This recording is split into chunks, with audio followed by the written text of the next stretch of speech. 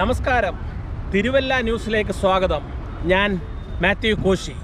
Thiruvalla public stadium municipal സ്റ്റേഡിയത്തിലാണ് ഇപ്പോൾ ഞാൻ നിൽക്കുന്നത്. മഹാത്മാഗാന്ധി സർവകലാശാലയുടെ യുവജനോത്സവമായ ഇണൈമൈ കഴിഞ്ഞിട്ട് 2 ദിവസമായതേ ഉള്ളൂ.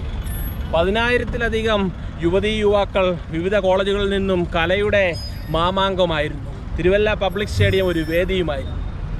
ഇവിടെ പുറത്തുനിന്നൊക്കെ വന്ന അനേകർ ചോദിച്ച ഒരു ചോദ്യം, കേരളത്തിലെ പ്രമുഖ കായിക ഇനങ്ങൾ, കായിക ടൂർണമെൻറ്റുകൾക്ക് വേദിയാകുന്നുണ്ടോ തിരുവല്ല പബ്ലിക് സ്റ്റേഡിയം? നമ്മൾ തിരുവല്ലക്കാരും അനേക വർഷങ്ങളായിട്ട് ചോദിക്കുന്ന ഒരു ചോദ്യമാണിത്. ഏകദേശം 1985-ലാണ് ഈ സ്റ്റേഡിയം പൂർണ്ണമായി ഉപയോഗത്തിലായി തുടങ്ങിയതെന്നാണ് മനസ്സിലാക്കുന്നത്. അതായത് 41-ാം വർഷമാണ് ഈ സ്റ്റേഡിയം. 1985-ൽ തുടങ്ങിയ സ്റ്റേഡിയം 1990-ൽ കേവലം 5 വർഷത്തിനുള്ളിൽ രഞ്ജി ട്രോഫി ക്രിക്കറ്റിന് വേദിയായി. ഇവിടെ ടർഫ് വിക്കറ്റ് പണിത് കേരളവും ഹൈദരാബാദും തമ്മിലൊരു മത്സരം ഇവിടെ നടന്നു. ഞാനത് കണ്ട ആളാണ്. ഒരു കൊച്ചു ബാലനായിട്ട്, 12 വയസ്സുള്ള ഒരു ബാലനായിട്ട് ഞാൻ ഈ ഗ്രൗണ്ടിൽ വന്ന് കണ്ടതാണ് ആ കളി. ഹൈദരാബാദിന് വേണ്ടി ശിവൻലാൽ യാദവ്, അർഷദ് അയ്യൂബ് തുടങ്ങിയ നാഷണൽ പ്ലെയേഴ്സ്, കേരളത്തിന് വേണ്ടി ഇന്ന് ICCയുടെ എലൈറ്റ് പാനലിലെ അമ്പയറായ വേൾഡ് കപ്പ് 2020 നിയന്ത്രിച്ചുകൊണ്ടിരിക്കുന്ന അനന്ത പത്മനാഭൻ ഇവിടെ കളിക്കാൻ വന്നതാണ്, ലെഗ് സ്പിന്നർ കം ബാറ്റ്സ്മാൻ.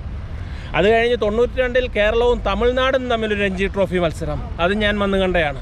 തമിഴ്നാടിൽ അന്ന് കൃഷ്ണമാചാരി ശ്രീകാന്ത് 1983-ൽ കപിൽസ് ഡെവിൾസ് എന്ന പേരിൽ ഇന്ത്യക്ക് വേൾഡ് കപ്പ് നേടിത്തന്ന സാക്ഷാൽ ക്ലൈവ് ലോയിഡിൻ്റെ വെസ്റ്റ് ഇൻഡീസിനെ തോൽപ്പിച്ച ആ ടീമിലെ ഓപ്പണിംഗ് ബാറ്റ്സ്മാനായിരുന്ന കൃഷ്ണമാചാരി ശ്രീകാന്ത്. അന്ന് കൃഷ്ണമാചാരി ശ്രീകാന്തിൻ്റെ ഒപ്പ് ഞാൻ വാങ്ങിച്ചതാണ്. ഇതാണ് ആ സൈൻ. അന്ന് ഞങ്ങൾ വാങ്ങിച്ച ഓട്ടോഗ്രാഫ് ബുക്കാണ്. തമിഴ്നാട് പ്ലെയേഴ്സിൻ്റെ എല്ലാം ഒപ്പ് കിട്ടി. അതുകൊണ്ട് വളരെ നൊമ്പരത്തോടു കൂടിയാണ് ഞാനിവിടെ നിൽക്കുന്നത് ഈ സമയത്ത്. അതിനുശേഷം തന്നെ കൗമുദി ട്രോഫി എന്ന പേരിൽ കേരളത്തിലെ പ്രമുഖ ടീമുകളൊക്കെ പങ്കെടുത്ത ഒരു നല്ല ഫുട്ബോൾ മത്സരവും നടന്നു.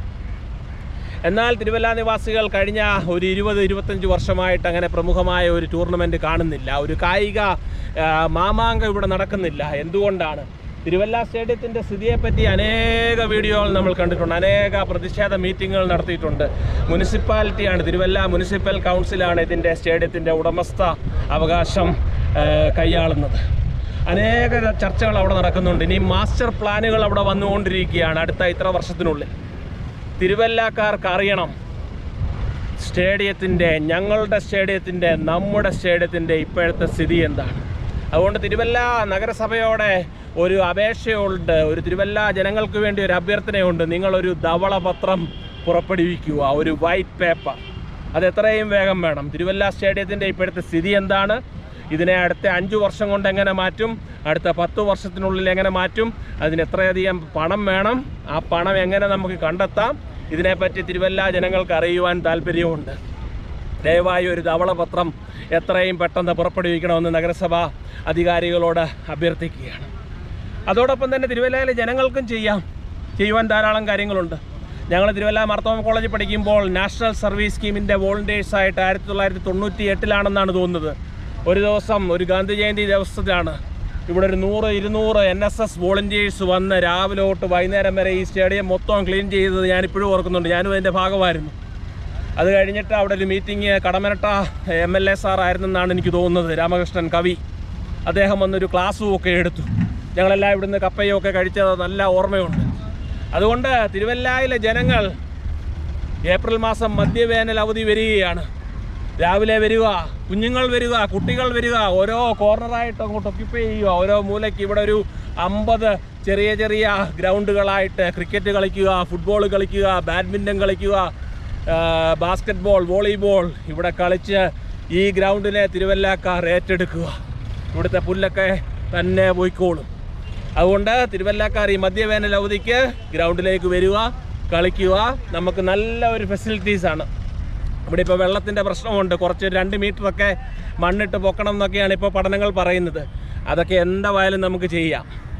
എന്നാലും ഏറ്റവും അത്യാവശ്യമായിട്ട് നമുക്ക് മിനിമം ഒരു സ്കൂൾ തലത്തിലുള്ള ഒരു സംസ്ഥാന കായികമേളയൊക്കെ നടത്തുവാനുള്ള ശ്രമം നമ്മൾ നടത്തണം. അടുത്ത 2 വർഷത്തിനുള്ളിൽ ഒരു സ്കൂൾ കായികമേള ഇവിടെ നടത്തണം. പിന്നെ നമ്മുടെ ഈ തിരുവല്ല പരിസരത്ത് അനേക സ്കൂളുകളുണ്ട്, അനേക കോളേജുകളുണ്ട്, പ്രൈവറ്റ് മാനേജ്മെൻറ്റ് കോളേജുകളുണ്ട്. അവരുടെ ആനുവൽ സ്പോർട്സ് ഡേ ഒക്കെ നടത്താൻ ഒരു ഗ്രൗണ്ട് ഇല്ലാതിരിക്കുകയാണ്. അതിനുള്ള ഒരു സ്ഥിരം വേദിയാക്കിയും മാറ്റണം. അതുകൊണ്ട് നമ്മൾ തിരുവല്ലക്കാർക്ക് ഒരിക്കലും ഈ തിരുവല്ല സ്റ്റേഡിയത്തെ ഉപേക്ഷിക്കാനാവത്തില്ല. തിരുവല്ലക്കാർ ഒരുമിച്ച് വന്ന് നഗരസഭയോടുകൂടി, നമ്മളിവിടെ ആരെയും പരസ്പരം വിമർശിക്കാനോ എതിർക്കാനോ ഒന്നുമല്ല, നമുക്ക് ഒരുമിച്ച് തിരുവല്ലയ്ക്ക് വേണ്ടി നല്ലതുപോലെ ചെയ്യണം. തിരുവല്ല ന്യൂസ് എപ്പോഴും തിരുവല്ലയുടെ ശബ്ദമായി തുടർന്നുമുണ്ടാകും.